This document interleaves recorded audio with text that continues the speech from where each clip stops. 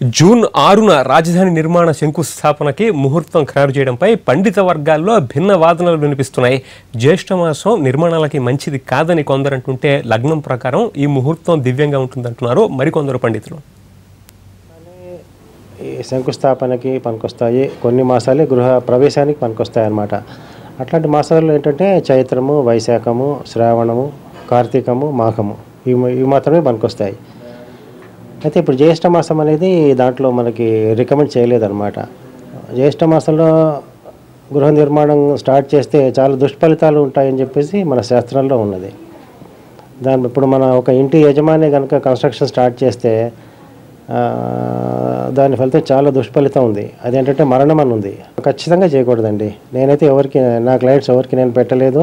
అసలు రాష్ట్రానికంటే ఇంకా చాలా ఇంట్రెస్ట్గా మనం ముహూర్తం పెట్టాలి, అంటే చాలా జాగ్రత్తగా ముహూర్తం పెట్టాలన్నమాట. అసలు జ్యేష్ఠ మాసంలో పెట్టకపోవడం మంచిది. నన్ను అడిగితే కార్తీక మాసం చాలా మంచిదని చెప్తాను. ఏంటంటే సాధారణంగా ఇలాంటి కన్స్ట్రక్షన్స్కి వచ్చినప్పుడు ఒక రాజధాని అనేది ఒక నిర్మాణం అనుకున్నప్పుడు అంటే చాలామంది జ్యేష్ఠ మాసానికి అంత ప్రాధాన్యత ఇవ్వరన్నమాట. అదేవిధంగా చవితి కూడా రావడం కూడా దాని గురించి కూడా కొంత బలం ఎక్కువగా చెప్పే అవకాశం ఉండదు. వారం కూడా చూస్తే శనివారం కనబడుతుంది. ఈ మూడింటిని మనం ఒక్కసారిగా పక్కగా పెట్టినప్పుడు లగ్నానికి చూసినప్పుడు కర్కాటక లగ్నానికి అద్భుతమైన బలం ఉందని చెప్పడానికి అవకాశం ఉంది.